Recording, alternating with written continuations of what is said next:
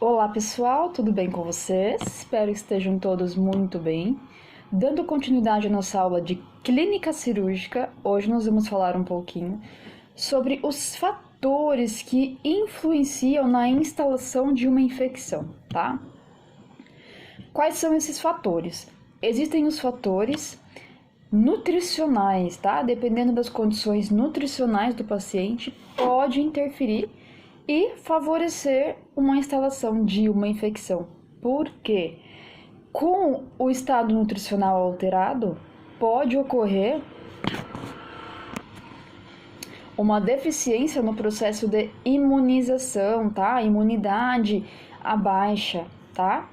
Outro fator que pode contribuir também é a obesidade, hipertensão, diabetes, doenças pré-existentes, principalmente se for doenças autoimunes, tá? Que vão deprimir a imunidade, como por exemplo, AIDS, tá? É uma doença autoimune. Pessoas que estão submetidas a quimioterapias também interferem um pouco nessa questão da imunidade. Então, facilita a instalação de uma infecção. Outro processo que é muito importante vocês lembrarem, toda internação facilita a instalação de uma infecção também. Então, existem alguns pacientes que ficam super felizes de ficarem internados, principalmente idosos, né? Eles até ligam para os parentes, vou precisar ser internado, tal, porque às vezes eles ficam sozinhos, né?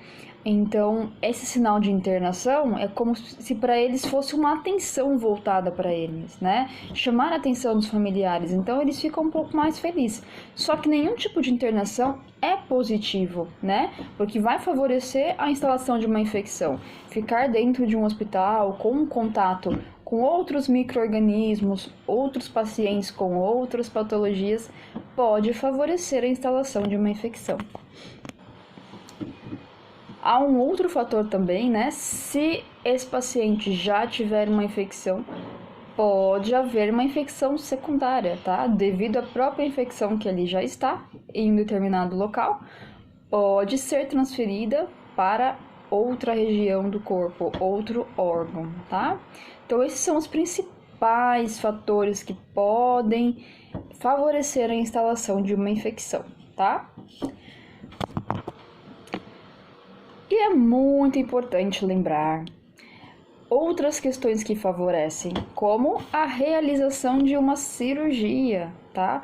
Então, deve permanecer com as técnicas assépticas e antissépticas, porque a ausência dela também pode favorecer a uma infecção, tá? Então, só o fato do paciente estar realizando uma cirurgia, ele já tem o risco de adquirir uma infecção durante o procedimento ou após o procedimento, tá? E aproveitando aqui para falar um pouquinho sobre cirurgia, existem alguns tipos de tratamentos cirúrgicos. Como que funciona esse tratamento cirúrgico? É dividido em 3 tempos, tá? Então, tem o tratamento de emergência. O que é um tratamento cirúrgico de emergência? É uma cirurgia que deve ser realizada imediatamente, o mais breve possível, tá? Que pode levar a vida do paciente em risco de morte, sofrimento, dor, tá? Exemplo de uma emergência. Vamos pensar num acidente vascular encefálico, num AVE, um infarto agudo do miocárdio, um ferimento por arma de fogo, um ferimento por arma branca, tá? Dependendo da situação. Uma apendicite supurada, né? Que já foi rompida e tem a chance de infeccionar todo o corpo, né? Caindo na via hematogênica. Então, são cirurgias de emergência. Esse tipo de cirurgia não é agendado, tá, pessoal? Então, o hospital que atende emergência tem um centro cirúrgico disponível, profissionais disponíveis para realizar quando precisar fazer as cirurgias de emergência, tá? Outro tipo de cirurgia é cirurgia de urgência. Qual que é a diferença aí entre emergência e urgência? A urgência Também ocorre um agravo à saúde inesperado, tá? Que pode causar dor, sofrimento para o paciente, e se não for realizada uma assistência, pode sim levar à morte também. Só que a diferença é que a urgência pode-se esperar algumas horas para realizar a cirurgia. Então, dá tempo do paciente internar, coletar os exames que precisam ser coletados, né? Como, por exemplo, realizar um eletrocardiograma, coletar exame de sangue, hemograma, né, completo, tempo de coagulação sanguínea, tipagem sanguínea, tá?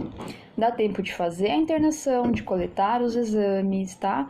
De preparar o paciente para isso e marcar a cirurgia para dentro de algumas horas ou até após as primeiras 12 ou 24 horas. Um exemplo de cirurgia de emergência é... Vamos pensar aqui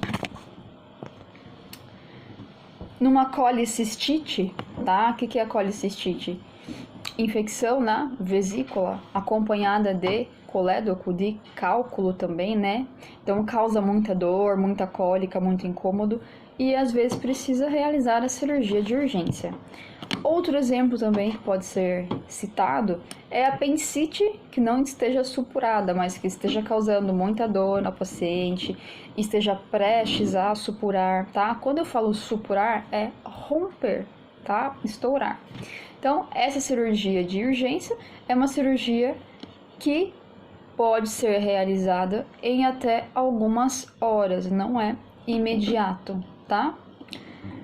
E a outra classificação são as cirurgias eletivas. O que é uma cirurgia eletiva? São cirurgias agendadas, né? Exemplo, uma cirurgia plástica. Então, eu vou precisar colocar um silicone, então eu vou fazer um agendamento, vou passar com um médico anestesiologista, vou passar com o cirurgião, ele vai solicitar todos os exames, né? Vai marcar a data da cirurgia. Então, é uma cirurgia agendada. Uma cirurgia endoscópica, por exemplo, um exame, né, uma endoscopia gástrica, uma colonoscopia. Então, são procedimentos que são agendados. Dentro do centro cirúrgico existe um mapa de cirurgia, né? Todas as cirurgias que são realizadas no dia. Então, tem as cirurgias normalmente agendadas e deve haver alguma vaga, se o hospital atender emergência, deve haver alguma vaga para emergência, sempre uma sala separada para emergência. Por quê? Imagina, chega uma emergência, né? E não tem sala cirúrgica limpa, né? Aberta.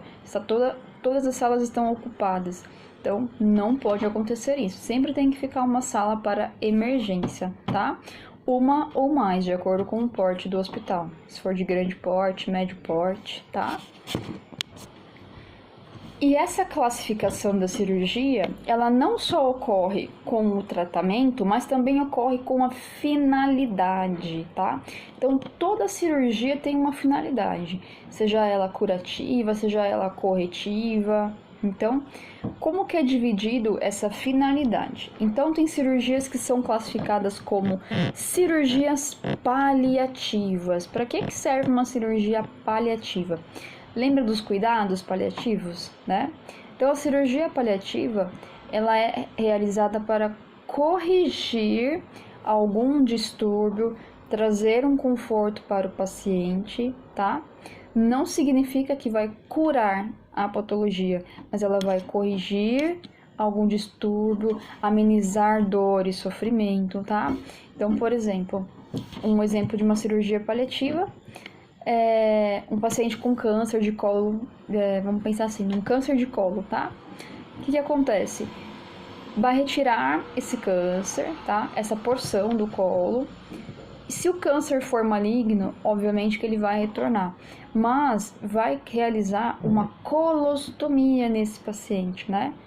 Que é uma incisão no colo para poder realizar a saída das fezes, tá?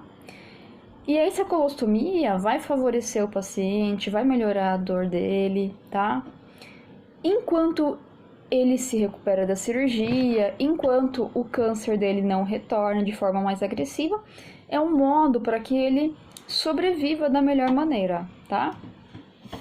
Outra classificação são cirurgias radicais. Quando eu falo em cirurgia radical, quer dizer, sempre lembra remoção de algum órgão, tá? E essa remoção, ela pode ser parcial ou pode ser total. Normalmente utiliza-se o termo radical quando vai eliminar o órgão inteiro. Então, por exemplo, a mulher tem um câncer na mama, vai precisar fazer a retirada da mama, tá? Da mama total, né? Chama-se mastectomia total.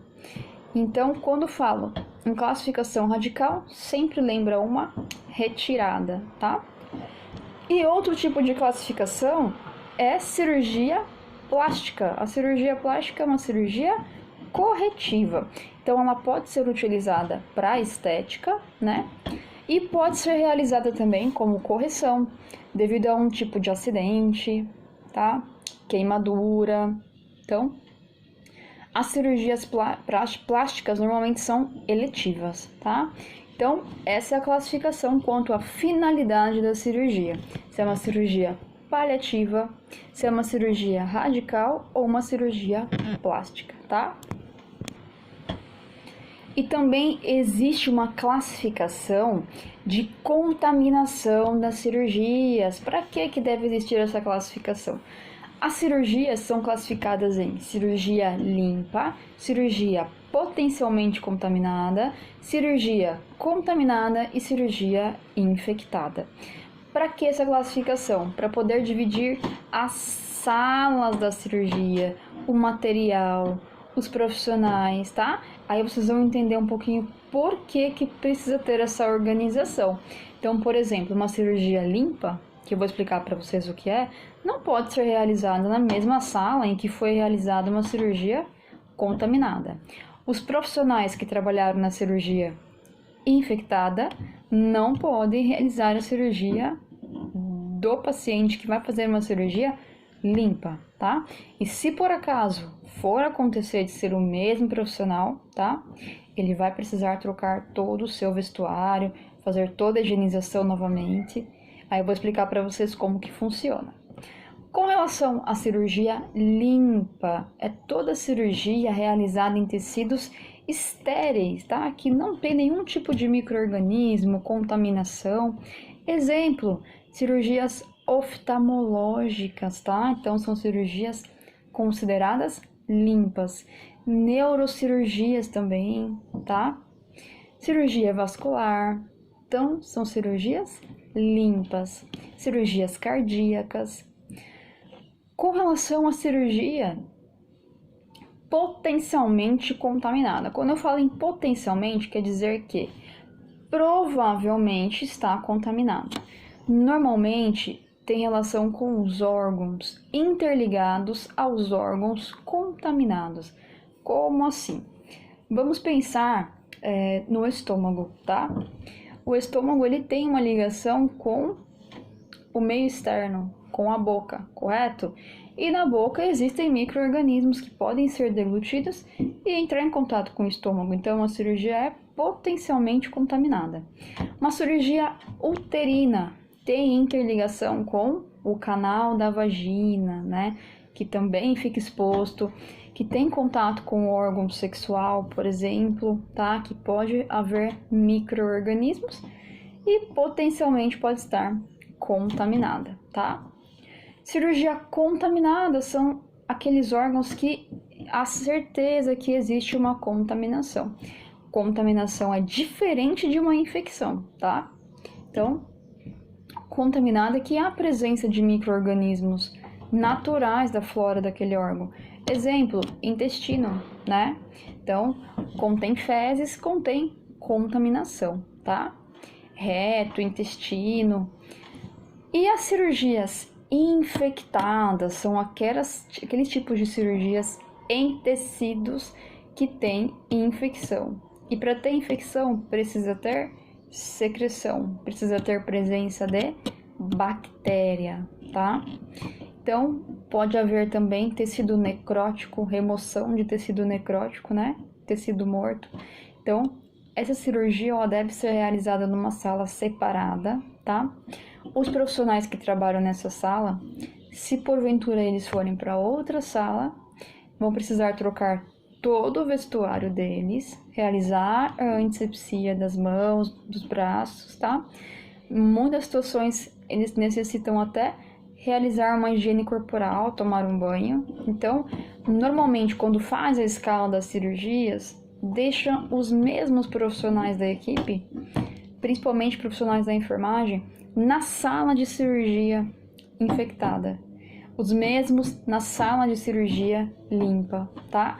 Deve haver essa divisão para evitar qualquer tipo de disseminação, de contaminação. A Nicole, então, quer dizer que essa sala, se for realizada uma cirurgia infectada, nunca mais poderá ser realizada uma cirurgia limpa? Não. Quer dizer que naquele dia não haverá, tá? E se houver, é necessário fazer uma limpeza terminal nessa sala, né? Normalmente, a cada cirurgia, a equipe de higiene faz uma limpeza diária, uma limpeza concorrente. Então, terminou a cirurgia, faz a limpeza, tá? No final do dia, no final da última cirurgia, aí ocorre a realização da limpeza terminal, que é aquela limpeza realizada em paredes, com desinfetantes, no chão, nas macas. Lava-se todos os aparelhos, tá? Para poder realizar de novo outras cirurgias no dia seguinte, tá? Então, após a limpeza terminal não tem problema, mas normalmente as salas são divididas já, né? Sala de transplante, sala de tecidos estéreis já são destinadas para isso, tá? De acordo com o tamanho, com a quantidade de profissionais que vão participar da cirurgia, tá? Então fica mais fácil. Então, cirurgia limpa, cirurgia realizada em tecidos estéreis. Cirurgia potencialmente contaminada é aquela cirurgia realizada em tecidos que tem comunicação com o meio externo, que provavelmente estarão contaminados. Cirurgia contaminada é onde há presença de micro-organismos, tá? Exemplo que eu dei do intestino, um exemplo muito usual. Cirurgia infectada é aquela cirurgia realizada em tecidos que possuem infecção, que possuem tecido necrótico. Tranquilo? Qualquer dúvida vocês vão me falando, tá, pessoal? E também é uma outra classificação direcionada aos tempos da cirurgia. Como tempos? Então, a cirurgia ela é dividida em 3 tempos: diurese, síntese e hemostasia, tá? Como que funciona? É diurese, não diurese, tá? Esses 3 tempos, eles indicam o início, o meio e o fim da cirurgia, tá? E por que eu tenho que saber o início, o fim, o meio da cirurgia? Primeiro, vocês sempre devem anotar o horário em que começou a cirurgia, o horário em que terminou a cirurgia, tá? E o horário em que o paciente está se recuperando antes do término. E como que vocês vão saber o horário que começou, o horário que terminou? Então, a diurese, ela ocorre a partir do momento da incisão. O que é incisão? O corte cirúrgico com bisturi. Então, Nicole, não é quando o anestesiologista chega na sala e aplica anestesia que começa a cirurgia? Não. É no momento em que se realiza a incisão. Então, quando o médico começar a abrir o paciente com o bisturi, vocês vão olhar no reloginho de vocês e vão ver que horas são. Obviamente que vocês não vão estar de relógio, né? Só dei esse exemplo. Não pode ter nenhum tipo de adorno no centro cirúrgico, mas tem relógio nas salas, tá? Tem que haver relógio. Então, vocês vão olhar e vão anotar lá. Pode ser que não esteja escrito diurese, e sim início da cirurgia, tá? Aí vocês vão marcar. A hemostasia, ela é realizada, é o momento de recuperação, estabilização hemodinâmica desse paciente, tá? É o momento que vai estancar o sangue para evitar hemorragia, evitar choques, tá? Aí, esse momento ocorre quando os médicos clampeiam os grandes vasos, né? Vai obstruir para não causar nenhum tipo de hemorragia, vão utilizar as compressas, né, para estancar o sangue, as pinças cirúrgicas, tá? Então, esse momento é da hemostasia. E a sintese, é o final da cirurgia. O que acontece na sintese? Quando acaba uma cirurgia, quando o médico vai embora, né? Quando o paciente acorda, termina a cirurgia assim que começa a sutura, tá? A partir do momento que o médico começa a suturar, que dá-se o término da cirurgia. O que é suturar? Dar os pontos, tá? Realizar a sutura. Sutura significa pontos, tá?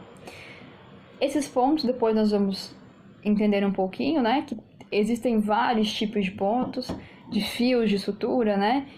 Fio absorvível, fio não absorvível, fio metálico, tá? Aí vocês vão entender um pouquinho para que serve cada um.